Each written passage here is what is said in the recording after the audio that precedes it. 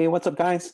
Thanks so much for following us on this channel, supporting this channel, giving us your likes on the videos, giving us suggestions, questions that you want answered to help you gain clarity of how you can build more passive income through property.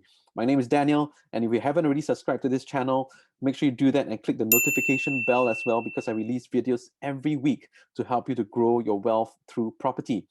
And as you know, I run free webinars to share with people opportunities that are in the UK. This is not me selling any property, but it's really education where I share my journey of how I've built my property portfolio in the UK over the last 10 years and the great opportunities that are available in the UK right now that will help you grow passive income in a way that's stable, that's safe. And a question that I got from this guy called Derek, thank you for the question, is this. Hey, Dan, you say that you can buy properties in the UK, parts of the UK for like £100,000, 150,000 pounds.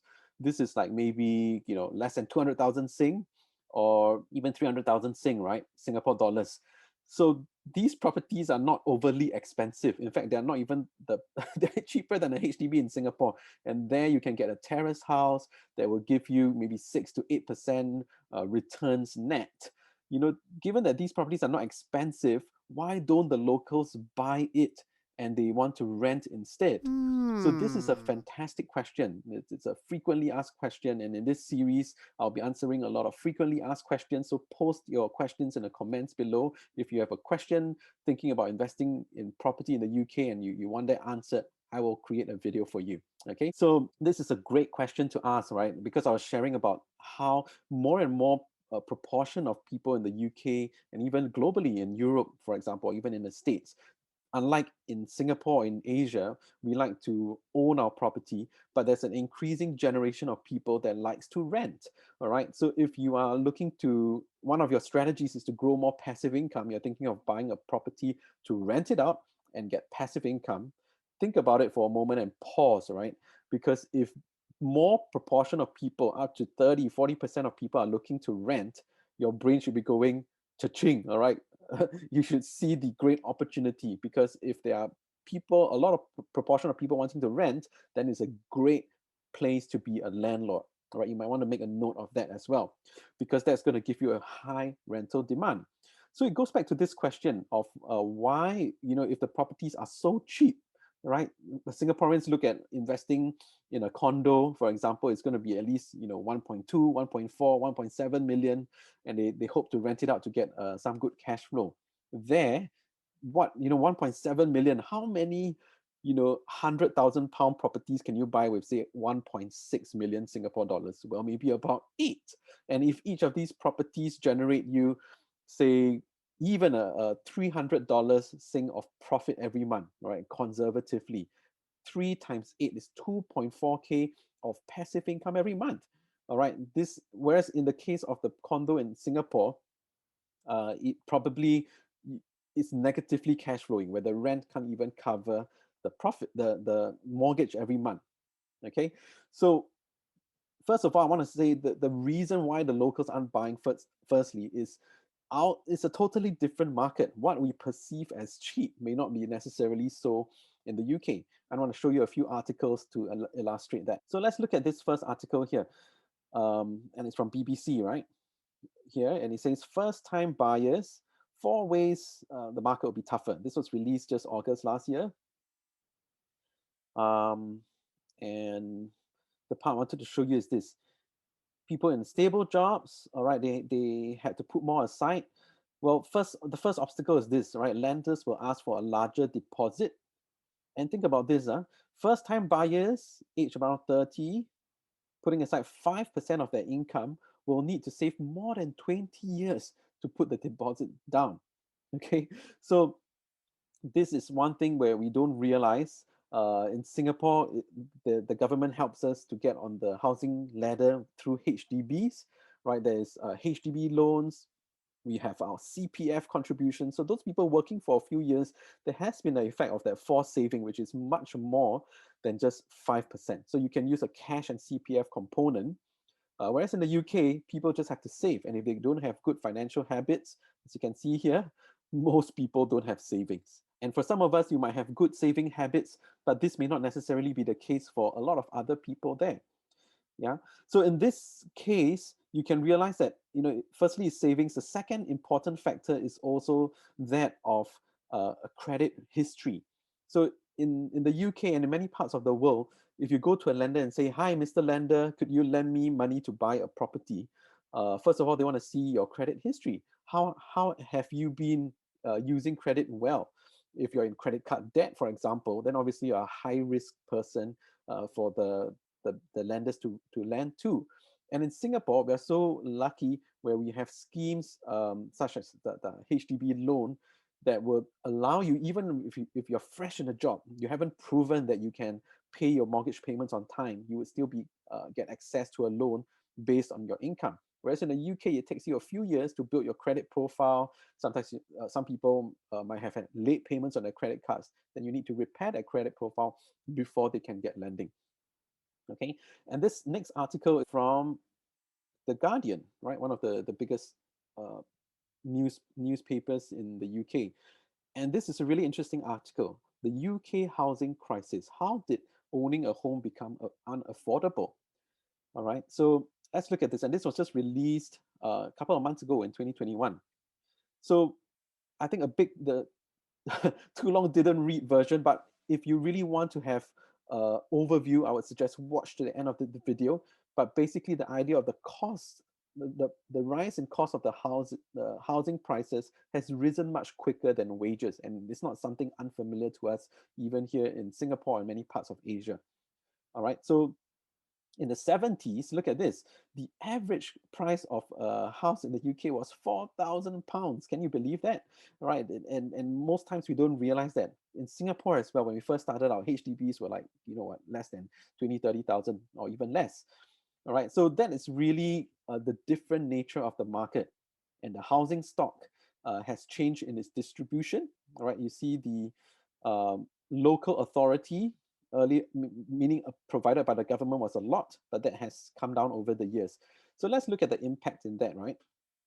Right to buy, in the past, people staying in government housing or council tenants, they could buy their homes for a reduced price. But Margaret Thatcher actually reduced that with discounts, right? And they removed this scheme, and the number of council homes actually has dramatically dropped, which led to a big jump in the number of homeowners. All right, and mortgages in the 80s, 90s becoming more readily available. The Housing Act, right, further impedes councils to provide homes for the local people. All right, so this, as a result of that, has been transferred. This need to home people has been transferred to the private sector, landlords like you and I, right, which came up to this idea of making rental property more attractive to investors to provide homes. So it's actually a really noble cause because there's a shortage of homes. Private sector landlords now buy homes uh, and rent it out, providing homes for people, but at the same time being able to get some benefit in the form of rental income. All right, there was the market crash in the 80s. All right, and then this supply and demand issue continues even to today, right? Where you see the huge supply of homes declining, right? At the same time, this idea of buy to let in 1996, not that long ago, if you think about it, coming on stream where investors buy to let properties out to solve the housing issue because of the lack of supply. All right, issues with loans. But what I want to show you is this, right? That the UK price reached eye-watering levels. And look at that, my friends. 2020, the average house price in the UK is maybe about £250,000, which in Singapore dollars is still what, less than 500,000 Sing. All right. So to us, back to the question, how come so cheap the locals don't buy? Well, cheap is relative. If in the past, in the 90s, it was like 50, 100,000, the house price has more than doubled. Yeah. And the wages hasn't caught up in the same way. Yeah. So historically low interest rates, council prices coming down, new built homes still low in supply. If you think about the impact of demand and supply on price action, this economics 101, right? Supply comes down, and look at this. demand goes up because the population has risen, right? From 52 million in the 60s, all right, to 68 million, all right, by the turn of the century, and making it more and more affordable as the prices go up because of both demand increases, supply comes down, price goes up. And the government then has to put in schemes such as 95% mortgages to help first-time buyers buy properties. Okay, and they initially you can claim tax relief on the mortgage interest, but that was removed in 2017, and which is why, for those of you looking to invest in property, is so, you want to write this down, is so important to learn and keep close to people who are doing it. Yeah, so that because the regulations change all the time. However, for my investors, my students, we know what are ways to make it tax efficient so that we can still claim the mortgage interest as an expense. Okay, so I don't have time to go into that in this video, but I want to share with you that there are ways to make it tax efficient. You still have to pay tax, but how can we legally make it tax efficient?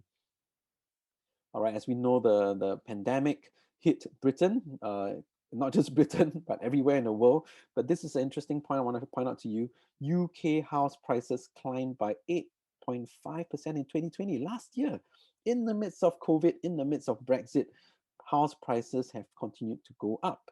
So my friends, as you're watching this video and you're thinking, wow, I didn't realize I can buy a house in the UK. The average price is 250,000. That's like less than 500,000 Sing. If you're thinking of buying a 1.5 mil property in Singapore that will be negatively cash flowing, or what I call alligator properties, all right? Instead, the same money can buy you 3-4 golden goose properties in the UK, right? Which would generate you a positive passive income every month. And if you're thinking, as most amateur investors are, wow, there's a lot of fear in the market in the midst of COVID, Brexit, I'm not sure what happens. But for those people in the know, the students that I'm working with on my mentoring program, we have seen the opportunities, and 2020 was a great opportunity. 2021 continues to be a great opportunity. Actually, for the next 3 to 5 years, there is a golden opportunity for those with the right knowledge and mindset to seize that. Okay, so don't stay on the sidelines. Make sure in this period, especially in the midst of COVID, if you have to stay at home, work from home, get yourself educated.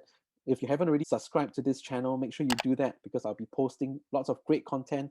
If this video has been of value to you, you learned something, share with us what you've learned in the comments, and make sure you smash the like button.